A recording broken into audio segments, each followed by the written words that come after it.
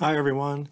Let's play some tactics from a book, which can be more enjoyable sometimes than playing, tactics online that are generated by a computer.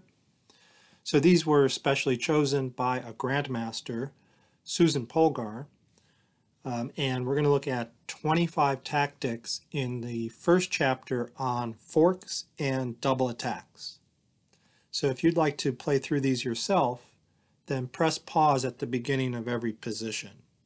And it's white to move in each position. Okay, so I'll talk through these myself. All right, so the theme is forks, double attacks, so white to move here. So these bishops look like they're in the same line, and they're prime for a double attack by my rook. But I have to get my rook over there somehow. My pawn is blocking me in this direction. So what I'm going to do is call check. And the king has to move to one of these two squares.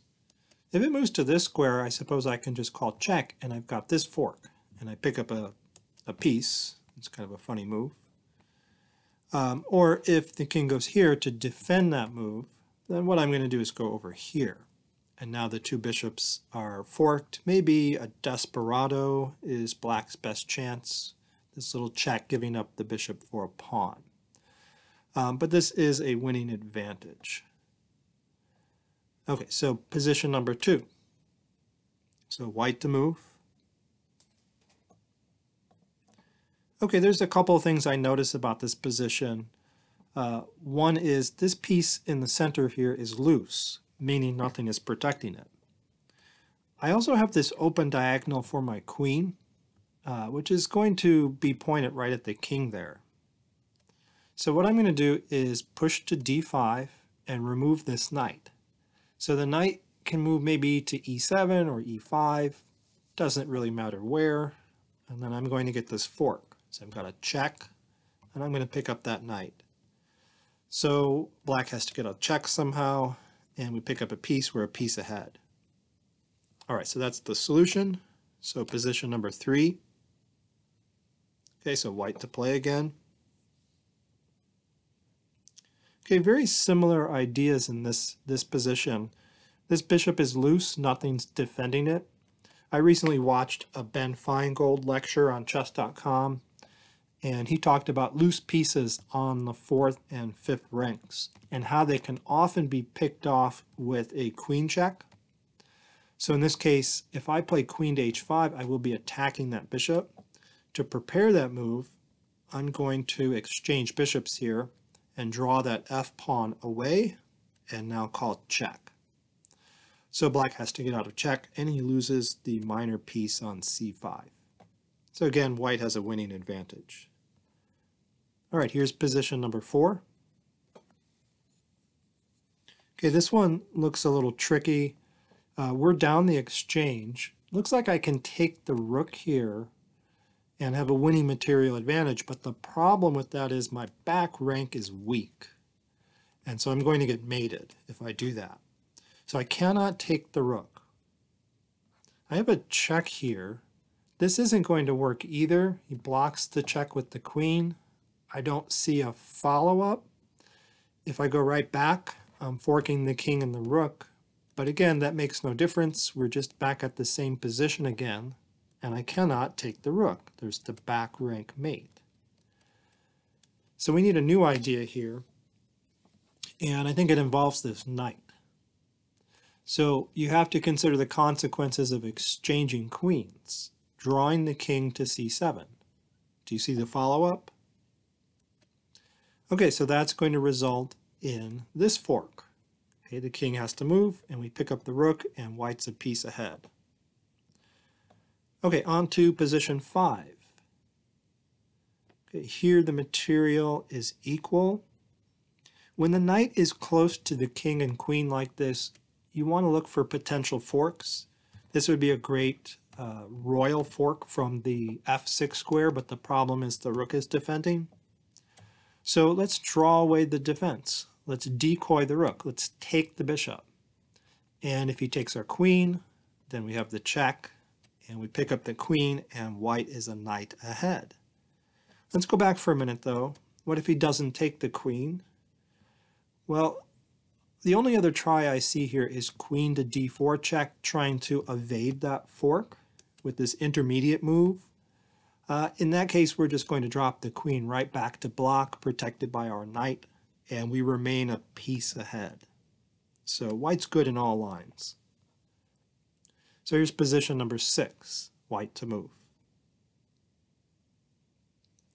Okay, this is a pattern I also learned from Ben Feingold.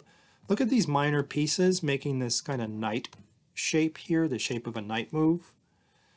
Sometimes you can get a winning pawn fork, and this is one of those cases. We're going to start by pushing the d pawn, threatening d5, and we get it to d4 with a tempo on this knight. The pawn's defended, so we're going to pick up a piece if he takes it, and if he moves the knight away somewhere, then we're going to get this winning pawn fork.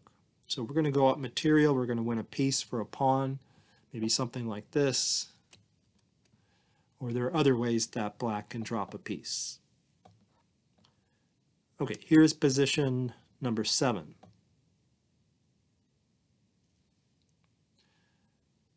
All right, I think the winning move here is queen to d6 check, forking the king and the rook. So if the king moves, we just pick up a rook and we win. Okay, although we do have to be careful of that. Not sure we want to pick up the rook just there. We've got some threats that black is making. Got this checkmate threat here. Cannot escape this way. And also there's pressure on our rook.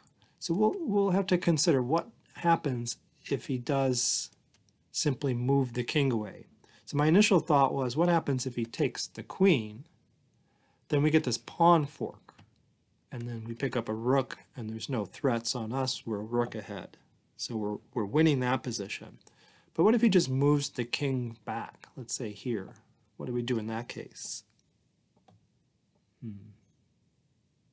Well, if he moves to e8, we have this check, forcing him to the f7 square. Then we pick up the rook with check, and then we can deal with this threat afterwards. So that seems sufficient. And what if he moves the king somewhere else? Only other places here, but again, we pick up the rook with check. So I think in all lines, we're winning after queen to d6 check. Okay, on to position number 8. So equal material here. I noticed right away that that rook is loose, nothing's defending it. Queen can attack it from here, but this queen is defending. So what we're going to do is trade rooks. He has to recapture, or he has to go down a rook. But then we call check, and we have a nice fork. So we pick up the other rook.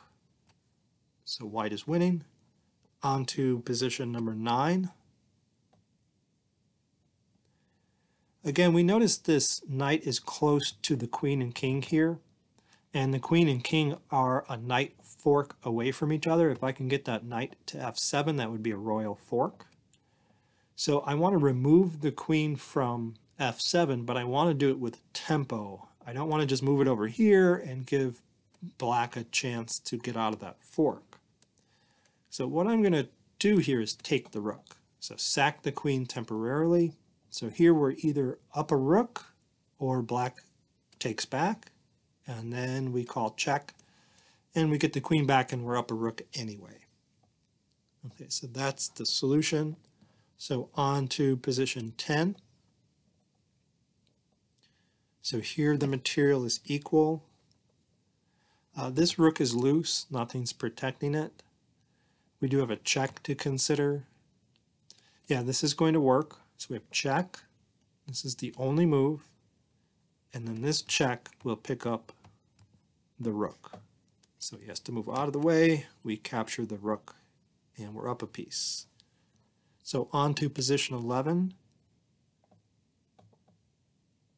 All right, we're down a pawn in the position. This bishop is loose here, the rook is loose.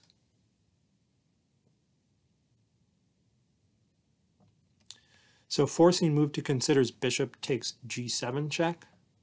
Okay, that forces the king to capture. Our queen has g8 covered. And then yes, I see it, so we're going to capture. Recapturing is compulsory, and then we have this fork. So he has to get a check somehow, and then we pick up the rook. Okay, so we're up an exchange in that position. That should be sufficient. So on to position 12. So here material is equal. So the first thing I notice is this possibility of a royal fork again. The pawn's defending. Don't really see any way to remove the defender. So I don't think this is the key move. That rook is loose. We could attack it somehow. I don't see any further attack after something like this. There's another fork in the position. Knight to f5 check forks the king and the rook. And that seems to be protected, but we'll have a follow-up fork. So that's the solution. Check. It takes, and then queen to g5 check. Forks the king and the rook. So we pick up the rook and we're up the exchange. So on to position 13. So once again I see the king and queen are a royal fork away from each other.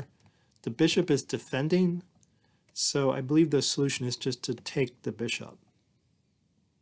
So let's see, check, and if he takes back, then we take the pawn, and then the queen, and we're up a knight and a pawn in that position. And he really does have to take back. The only other move is here, and then there's a checkmate. On to position 14. Okay. So we're down the exchange, so taking the rook probably isn't sufficient. Okay, we have to watch out for checks down here. We do have this diagonal covered. So we need a forcing move. Okay, I see it. It's very subtle, but it's based on the idea of a royal fork again. So it's queen to h8 check. And there are two legal moves here. If he captures the queen, we take the rook with check, and then we pick up the queen, and we have a winning endgame on knight up. If he doesn't take the queen and he goes here, well, that's even better for us. We get the same kind of royal fork, but we're going to retain our queen. So either way, that's the winning move, queen to h8. So on to position 15. So equal material here. I would call this bishop a loose piece because it is defended once, but it's also attacked once. It's like those two are canceling each other out. It's just the same as it being undefended, which means if we attack it again, then it really is under threat. So one way to attack it is queen to d3, and not only does that attack the bishop, but it threatens a check here on h7, and if the king goes over, a possible mate on h8. So what are the defenses to that?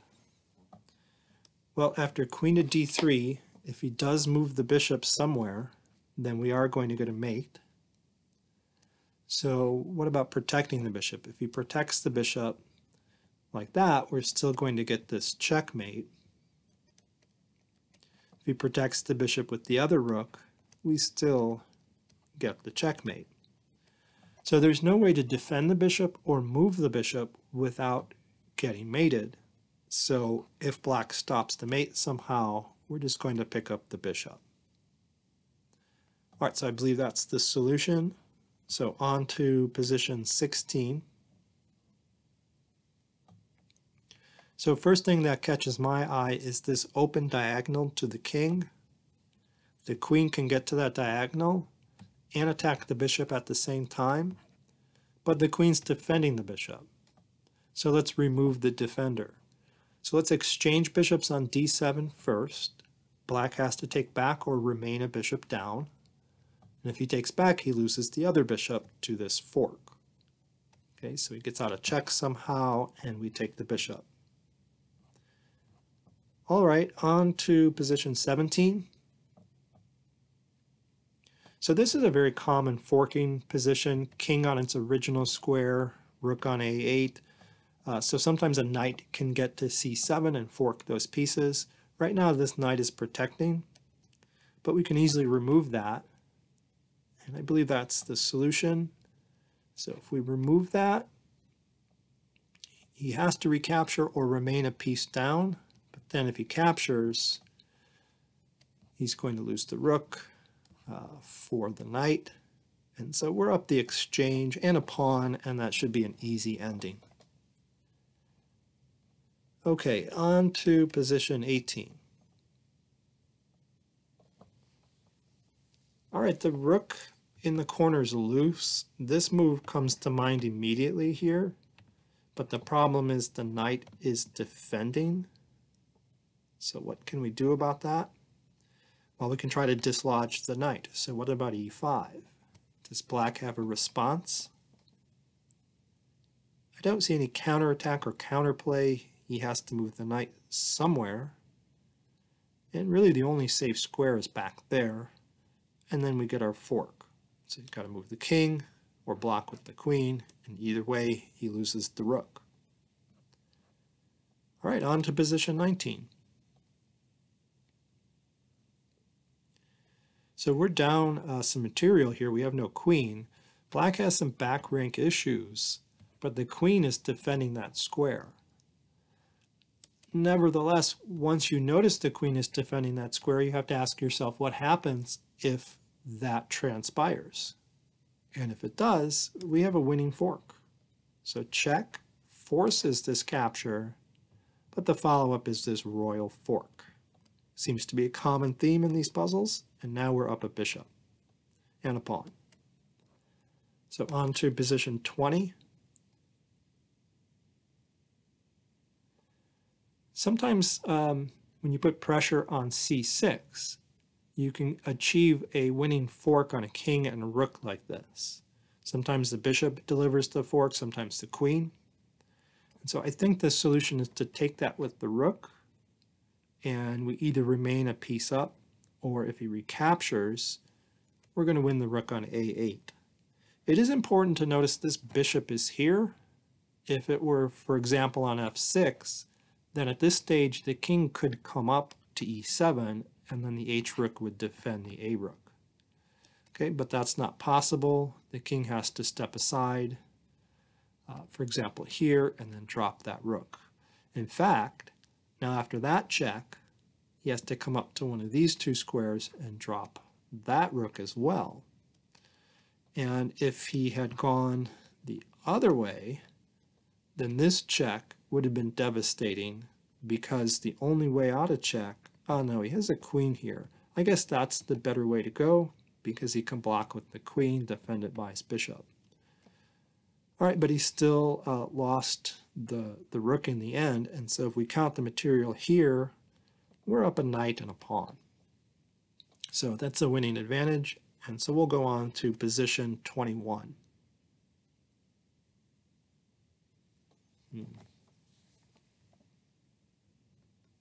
So the rook on b8 is loose.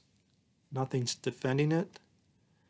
So we have to consider forcing moves like capturing the bishop comes to mind, forcing the pawn to recapture. That creates an open line to the king, and that's going to give us a winning fork. So let's see it on the board. And the winning move here is queen to g3 check, forking the king and the rook. So when the king gets out of check, we'll take the rook. So we're a bishop up for a pawn. That should be sufficient to win.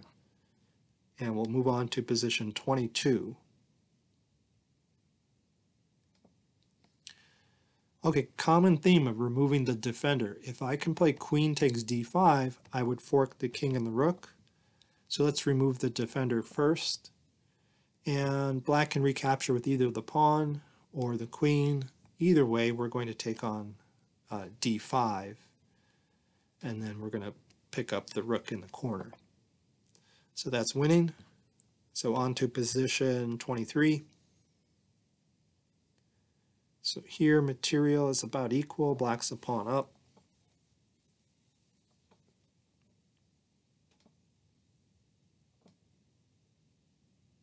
Okay, don't see it immediately. So we have to consider this checking move. We have an open diagonal to the king here. So if I call check, there's no safe way to block. The king would be forced to the h file, and then the queen can go to h4. And that's a fork. Do you see it? Let's put it on the board. Check.